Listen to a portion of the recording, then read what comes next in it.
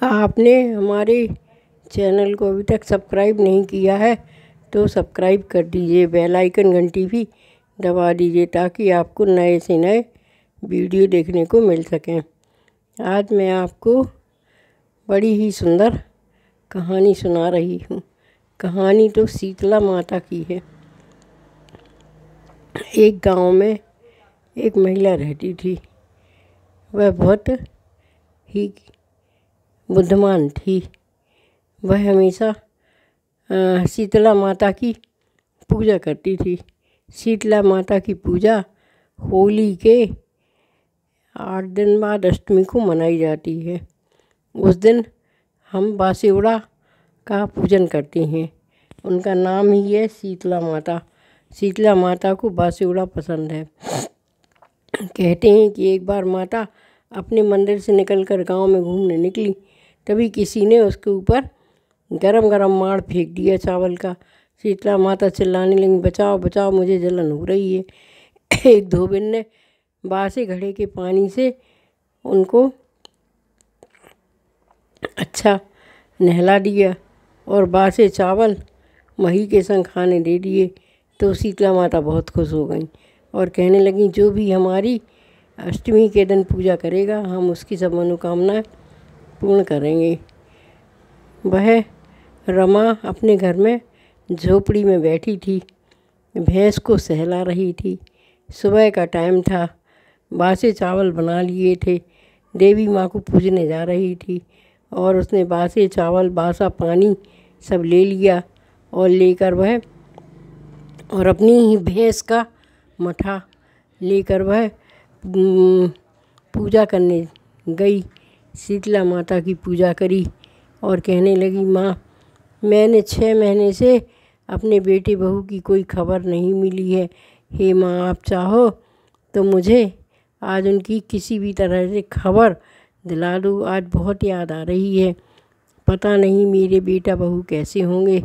उसने माँ की पूजन की और पैर छुए और जो है उनसे मांगने की लगी। अब वह पूजा करके लौट कर आई घर पे। तभी एक बालक आया और उसने माँ के चरण छुए।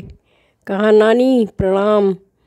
तो नानी ने कहा, बेटा खुश रहो, मैं शीतला माता की पूजा करके आई हूँ। बासेवड़ा खाओगे क्या? उन्होंने कहा, हाँ खाएंगे नानी। तो उन्होंने मठे में अपनी एक भैंस के मठे में चावल डाल के दे दिए।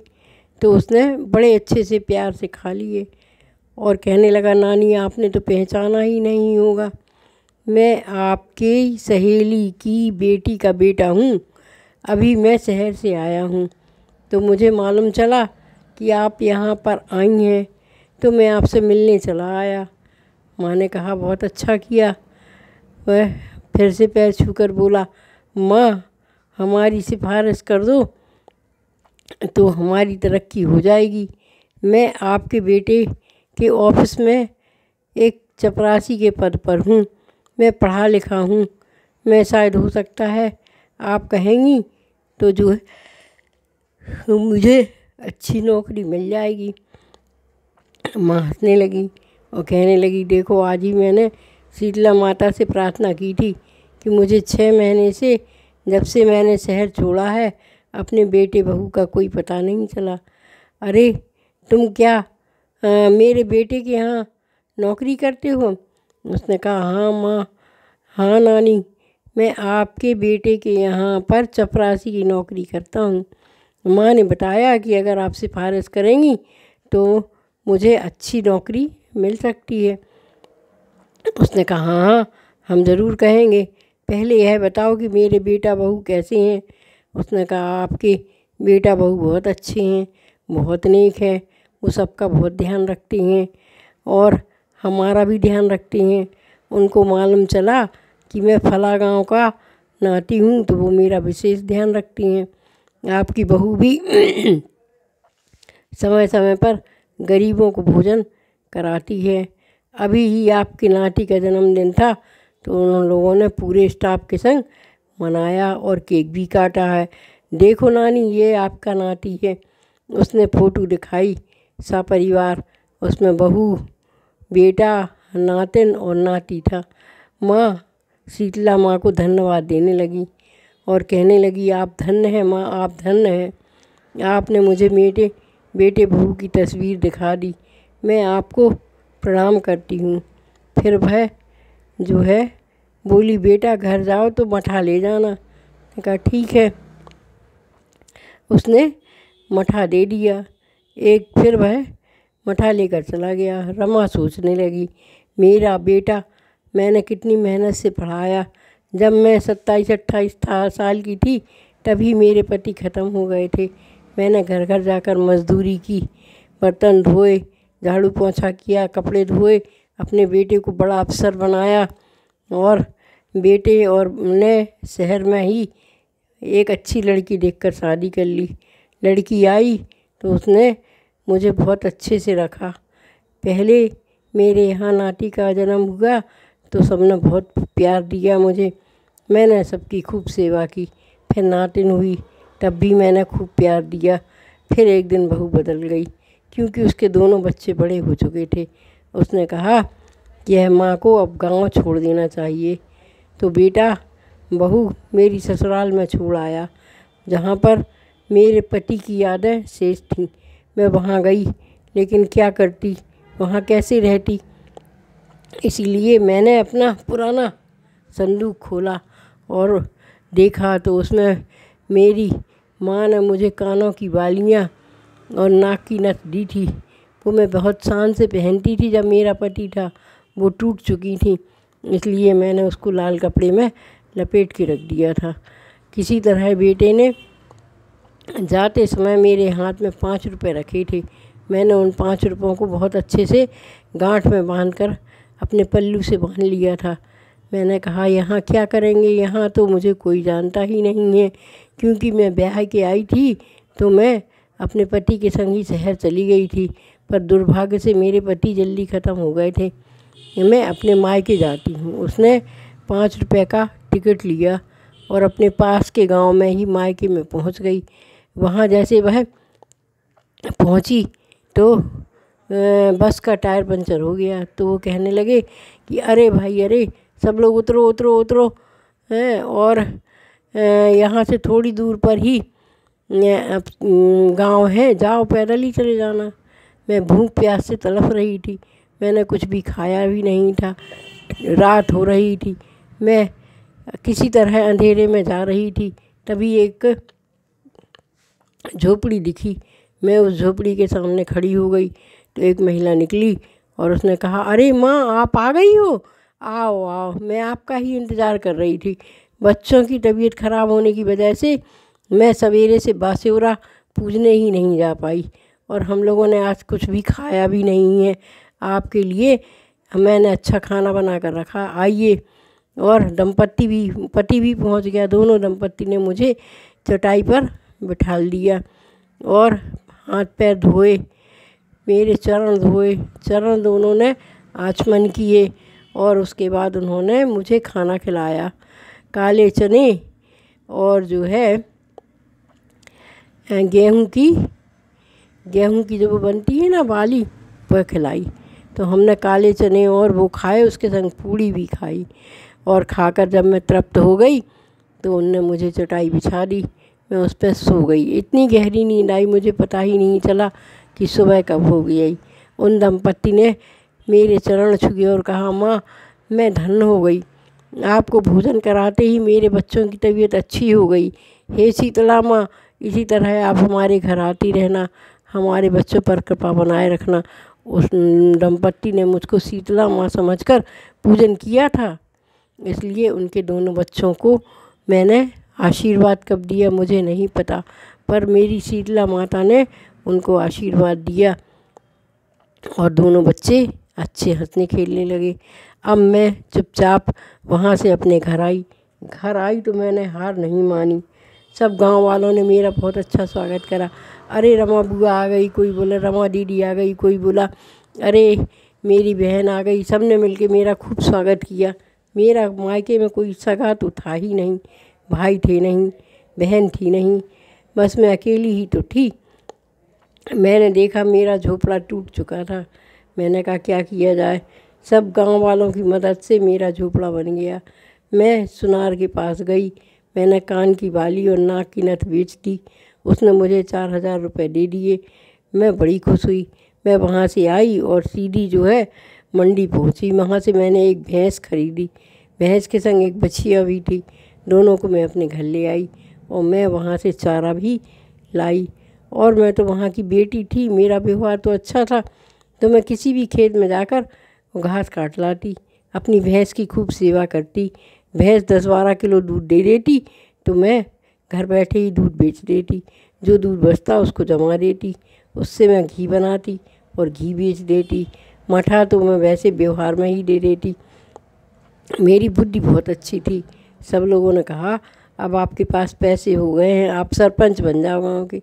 अरे मैंने कहा नहीं नहीं, मैं सरपंच तो बिल्कुल नहीं बनूंगी। पर सबके कहने पर मैं सरपंच भी बन गई और मैंने सोच लिया कि मैं महिलाओं के हक में ही काम करूंगी।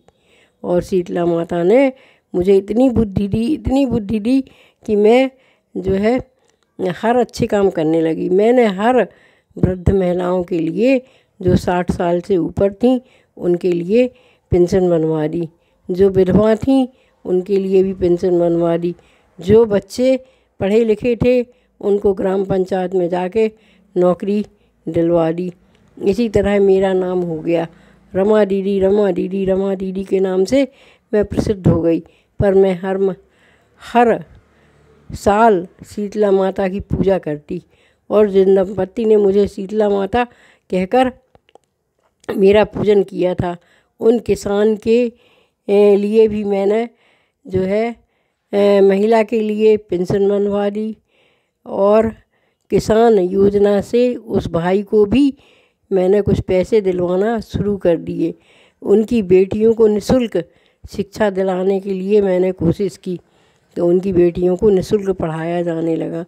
यह खबर धीरे धीरे शहर में पहुंच गई कि फला गांव में एक रमा दीदी आई हैं, बहुत अच्छी हैं, बहुत बुद्धिजीवी हैं, बहुत ही नेक है, घर बहुत अच्छे काम कर रही हैं। बहुत सरपंच बन के उन्होंने काम कर दिया है गांव के लिए। गांव की रोडें अच्छी करवा ली मैंने। एक कुआं भी खुदवा दिया कि जो मुसाफिर आए उनको पानी पीने को मिले। जब गर्मी पड़ती थी तो हमारे गांव का तालाब सूख जाता था, पर कुआं खुदने से अब उसमें 12 महीने पानी रहने लगा और सबको पानी मिलने लगा। सब दीदी दीदी करके, कोई बुआ करके, कोई नानी करके इतना प्यार करते कि मैं तो बहू बेटों को भूल ही गई थी। वह खबर जब मेरी बहू को लगी तो उसने कहा कि भाई इस गांव का जो लड़का है उससे पूछो ये नानी कौन है।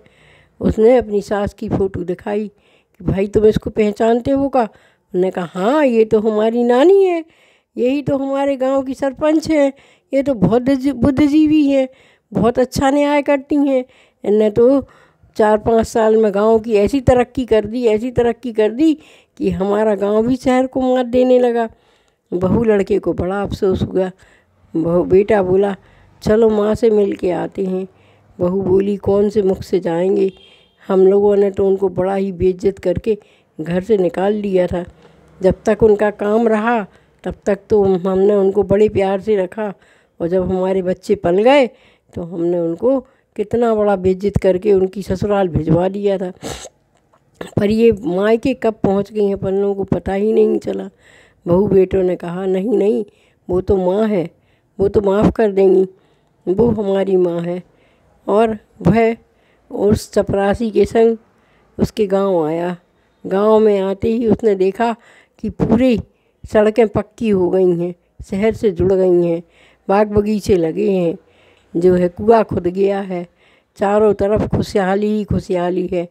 जिसको देखो जिसको जो है सरकार के द्वारा जो है कोई को पेंशन मिल रही है, कोई को विधवा पेंशन मिल रही है, कोई को बुजुर्ग हो गए हैं तो पेंशन मिल रही है, किसानों को लोन मिल गया है, किसानों की खेती लहलहा रही है और चारों तरफ खुशी ही खुशी छाई हुई है। और यह देखकर बेटे को बड़ी खुशी हुई कि ये तो मेरे मामा का घर है। मैंने तो नाम भर सुना था पर माँ इतनी परेशान रही कि कभी मायके आ ही नहीं सकी। वह गया, माँ के चरणों में लेट गया और बोला, माँ हम लोगों को भी आशीर्वाद दो। माँ ने कहा, आशीर्वाद चाहिए तो शीतला माता के मंदिर में जाओ, उनसे आशीर्वाद मांगो, वही सद्बुद्धि देती हैं, वही सबका भला करती हैं। उनने ही मुझे सद्बुद्धि दी। जिस दिन मैं गांव आई थी तो एक दंपत्ति ने मुझे शीतला माता समझकर मेरी पूजा की थी। तब से मुझे उनका महत्व मालूम चल गया, क्योंकि सुबह होती ही उनके दोनों बच्चों की तबीयत अच्छी हो गई थी। उनने तो अनजाने में एक महिला का पूजन किया था, लेकिन उनको शीतला माता का आशीर्वाद मिल गया था। इसलिए सभी को चाहिए कि होली के 8 दिन बाद जो अष्टमी आती है उसको शीतला अष्टमी कहते हैं।